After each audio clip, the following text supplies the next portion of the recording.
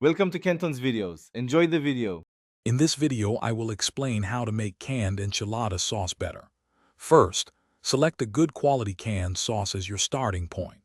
Next, sauté some finely diced onion and minced garlic in a pan until fragrant. This creates a wonderful aromatic base.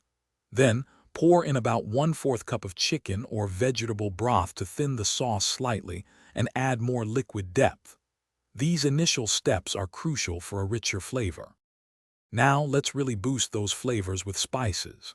Incorporate 1 tablespoon of chili powder, 1 teaspoon of ground cumin, and 1/2 teaspoon of dried oregano into your sauce.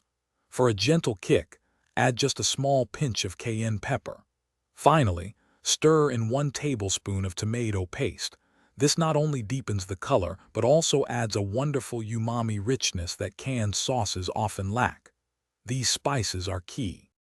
To achieve a truly complex and balanced sauce, consider these additions. A 1/2 teaspoon of unsweetened cocoa powder might sound unusual, but it adds an incredible depth and richness without making the sauce taste like chocolate. Next, a teaspoon of apple cider vinegar will brighten all the flavors, cutting through any heaviness. If needed, a small amount of brown sugar can perfectly balance the acidity, creating a harmonious taste profile.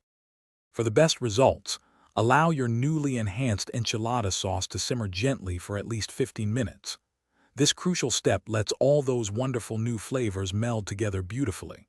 Before serving, always taste the sauce and adjust the seasoning with salt and pepper to your personal preference. Remember, a perfectly seasoned sauce makes all the difference.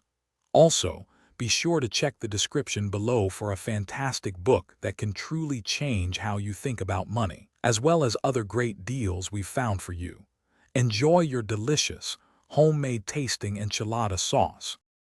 Thanks for watching. Consider subscribing if we helped you.